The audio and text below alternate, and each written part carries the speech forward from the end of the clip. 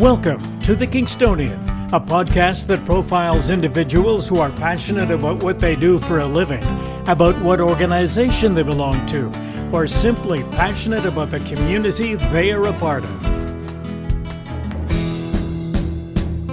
Hello there and welcome. My name is Dave Cunningham. On today's program, we head down to City Hall for a conversation with a man passionate about municipal government and the City of Kingston. Our guest is Mayor Bryan Paterson. I was reading up a little bit on you, and I discovered that you came to Kingston in 2000, if I remember correctly. That's right. To finish off your master's and your PhD. Mm-hmm. And then you got hired as a professor at RMC. That's right. And then you ran for council in 2010. Mm-hmm. Mayor in 2014, just got reelected, so that's an awfully amazing run, or a very busy period of time in your life. Well, you know, the funny thing is that you just described my time in Kingston. I mean, I really have no connections to the community. I have no family roots here.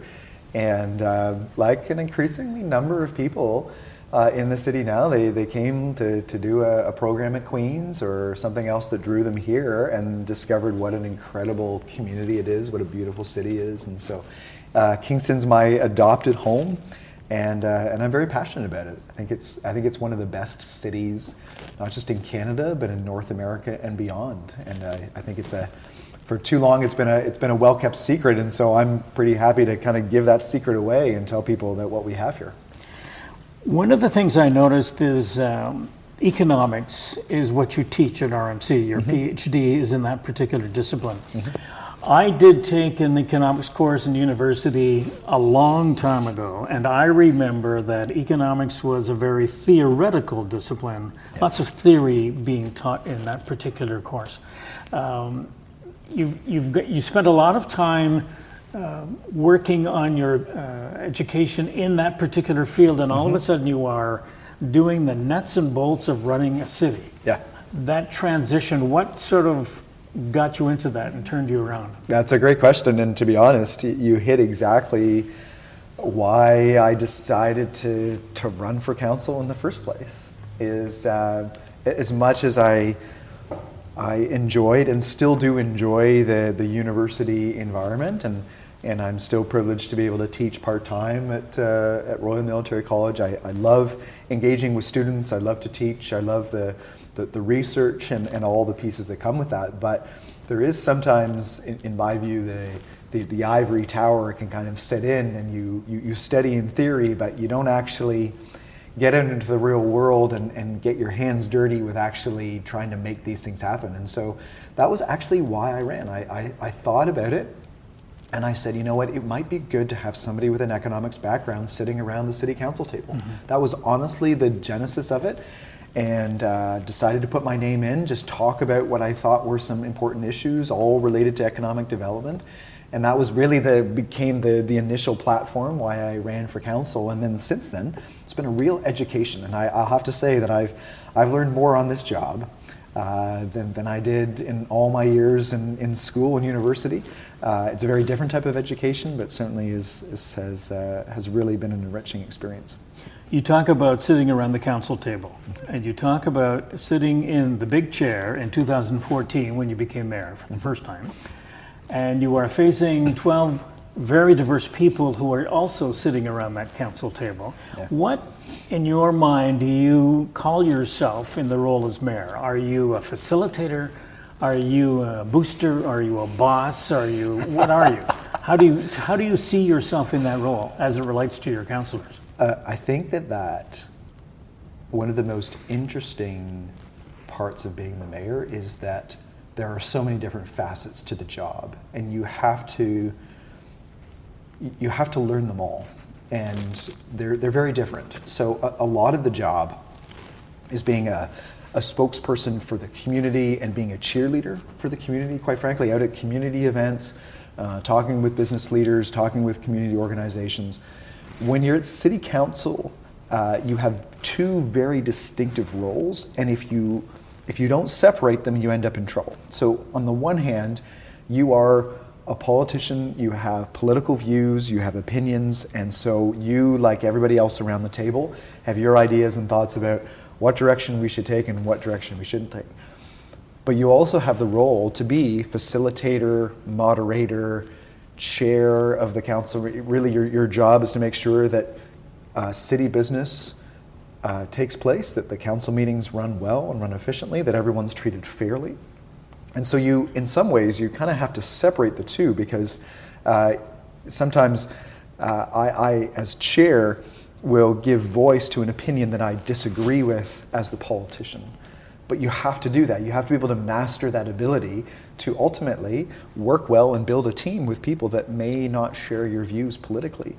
And to be honest, having looked at some of the polarized environments that I see at political levels, sometimes at provincial or federal levels, I think that's one of the beauties of municipal government, is that you shed the label, then you essentially, you bring your views to the table, but you are forced to be able to compromise and work with others that may have different priorities than you do.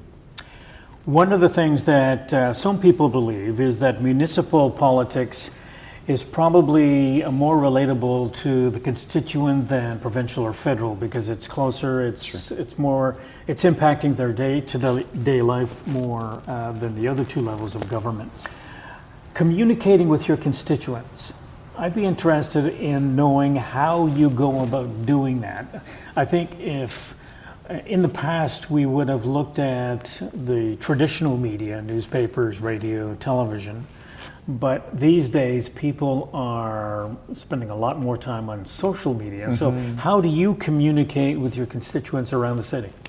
Well, it's very true. I think that communication methods have changed, and they continue to change. So you always kind of have to be up on those different platforms. And it's funny that, generally speaking, what I have found is that people have their preferred mode of communication. So there are some people that still read the Week Standard every day, and so you have to make sure that you're getting your message out in the Week Standard every day. But like you said, others that consume social media, or they just want to see what your presence is online. So we've tried to do as many things as we can. So we'll do the traditional interviews with the traditional media, but then we try to get our messages out on our website. So mayorpaterson.com, we set it up 4 years ago and basically try to make it kind of like a weekly thing, where every week I give an update on an issue or something we're working on, and invite people to give their feedback. And definitely Twitter, Facebook, Instagram, we've been on for the last year. Different snapshots of different events, different community organizations, the different aspects that are involved. And in fact, one of the most popular series that we did earlier this year was 30 Days as Mayor. And it was basically a snapshot where every day we would post something that was a part of the job. And sometimes it was behind the scenes stuff, just to kind of let people know, well, this is how we do this is how decisions are made, this is the work that goes into some of the stuff that you're used to seeing. And it was really interesting. People found that really, really insightful. And so sometimes it's not even just the information you share, but it's how you share it, and sometimes showing people a side that they may not have seen in more traditional media in the years past. I'd be curious to know what kind of feedback you are getting from your constituents. I think a lot of us will look at some of the things that politicians are doing that affect their lives, but they really don't take the time to sit down and communicate back to the politician to say, I disagree with this, or I think you're going down the wrong road. What kind of feedback are you getting from people around town? Well, it definitely needs to be a two-way street. There's no question about that. Mm-hmm. So good communication requires both presenting your message and then listening to that feedback. So I'd say that there's a variety of different things. The traditional model was always, someone will write an email or a letter to my office and share their ideas or thoughts or concerns with what's going on in the city or whatever issue that might be. And we're trying to expand that, give people a chance to provide more input in different ways. So whether it's with online surveys or online input, at times it's convenient for them. The other thing that I think is key is to actually get out of City Hall. So I find that in the past, the expectation was that if someone wanted to provide feedback, that they had to come to the mayor. And I think that really the understanding now is that no, the better approach is that the mayor should go out into the community and go to you. That's where you're going to get really good feedback from people that otherwise wouldn't do that. So we've done series like chats with the mayor where I'll just go to different areas of the community that are quite far away from City Hall and just engage with people that are just in the middle of their day, or maybe they're out shopping, and just try to get into those conversations. And you pick up things and you get feedback that you wouldn't get traditionally. And so it's really a useful experience. Of course, I mean, the best type of feedback is the election campaign itself. I mean, we knocked on 28,000 doors, so you get really, really good pulse for the community and where people are at and what their concerns are. So that was a great exercise, but obviously you can't just do that every 4 years. You got to be able to fill in the space in between as well. From time to time, I'm on Facebook. That's primarily the social media that I utilize. Or if you're looking at the paper or listening to the radio or watching television, your face pops up quite a lot when you are out at a business opening or welcoming some group to town or as part of an association's meeting. How much time do you spend outside the confines of City Hall? It's amazing. I think at one point I actually tried to count the number of community events and ribbon cuttings and community breakfasts, different things that happen, how many I go to, but it would be certainly in the hundreds each year. And you know what?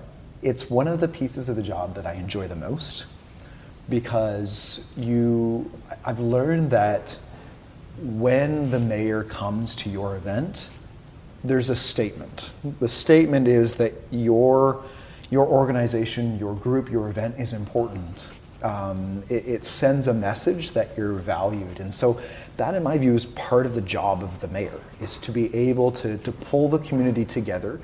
I describe myself as the cheerleader in chief, right? So I love to tell stories, and not just stories about what we're doing at City Hall, but stories about the great things that are happening in the community. And I find that that's the way you build that community. And so people work so hard. There's thousands of people that volunteer incredible number of hours for all kinds of important causes, whether it's a charity walk to raise money in the fight against ALS or breast cancer, to cultural festivals, whether it's our Portuguese community or the Chinese New Year. There's such a variety. And I think that's, to be honest, I think that if the mayor is in City Hall too often, then that's an indicator that there's a disconnect. So I try to spend far more time outside of City Hall than I do inside. In fact, you'll even ask my staff, I actually get antsy. If I'm in here for too long in my office at City Hall, then I get antsy and say, listen, we have to get out of here, and say, let's find out what's going on. And that's how you stay connected with the pulse of the community. One of the things I wanted to explore for a little bit is the fact that I must confess that I don't follow a lot of the goings-on at City Hall as much as I probably should as a citizen of the city. Mm-hmm. The other aspect is that I live in the West End, mm-hmm. and I don't get downtown all that often. And in preparation for this conversation, I was reading an article in Profile magazine that was talking about what City Council was currently doing. And I wrote down a list of projects, if you will, that the city has been involved with or that are about to be completed. And I was just amazed at the number of these events. We're talking about the third crossing. We're talking about the renovations to the 401 Gardner's Road interchange, airport expansion, deep water. There's a whole pile of these things. And I'm wondering, I think the business of communicating is important, but I think there's a whole lot that some citizens are missing about what's going on, and it's not all downtown. But I want to focus on a couple of things downtown, simply because as a citizen who lives in the West End, there's a couple of hindrances for me to come downtown. One of them is parking, mm-hmm. and the other is something I'm interested in getting more information on. And it was a bit of a controversy just before the election call, and that's the two apartment towers that are going up at the foot of Queen Street. And there was a lot of discussion about how high these buildings should be. And I was trying to recall the expression that you were quoted as having said, and if you give me half a second, I should be able to find it, that this sort of thing, in addition to increasing the tax base and that sort of thing, adds to the vibrancy of downtown. How do you define the vibrancy of downtown? That's a great question. So the first thing I'll say is that I live in the West End too, so I understand the But you work here. I do work here, that's true. But I guess I feel that, we'll put it this way, I live in the West End, I work in the East End, where RMC is. I spend most of my time in the downtown, so I like to think that you get a good pulse for the different areas of the city. And it's true, there's different issues that resonate in different areas. But definitely when it comes to the downtown, parking is an absolute must. So we are looking at really a move to more parking garages, because we feel that that's the better use. Obviously, land in the downtown is scarce, and so rather than having surface parking lots, can you have parking garages? You have the same amount of parking, but it only takes up a fraction of the amount of space. The other piece on the vibrancy of the downtown, to me, I feel that we focused too much on just the height of buildings and not enough on the design of new buildings. And so that really was the discussion around the proposed towers, which ultimately, whether or not they go ahead is ultimately going to be the decision of the province. But I think it's not just how tall they are, but let's talk about the architecture. Let's talk about the look. Let's talk about the towers. Are they slim? Do they fit in? What about the ground floor? Do they add to the streetscape? Does it make it pedestrian friendly? When I look at Princess Street and I see the hundreds of people that are walking up and down Princess Street in the middle of summer, you look at Queen Street, you don't see that. So what can we do with development to ensure you've got ground floor commercial, exciting spots, an art gallery, other things that people want to go to basically make Queen Street in the same way that Princess Street is? That, in my view, is vibrancy. Okay. We are just about running out of time, and we could probably spend another half hour or two talking about different things. I appreciate the time that you've given me this afternoon. I want to thank you again for taking the time to talk with me, and good luck in your second term. Thanks very much.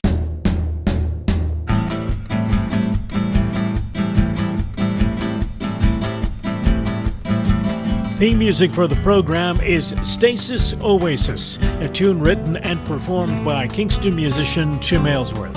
If you have any questions, comments, or suggestions about any of our episodes, please send a note to the Kingstonian Podcast Facebook page. This is Dave Cunningham from Kingston, Ontario. Thank you for listening. Until next time.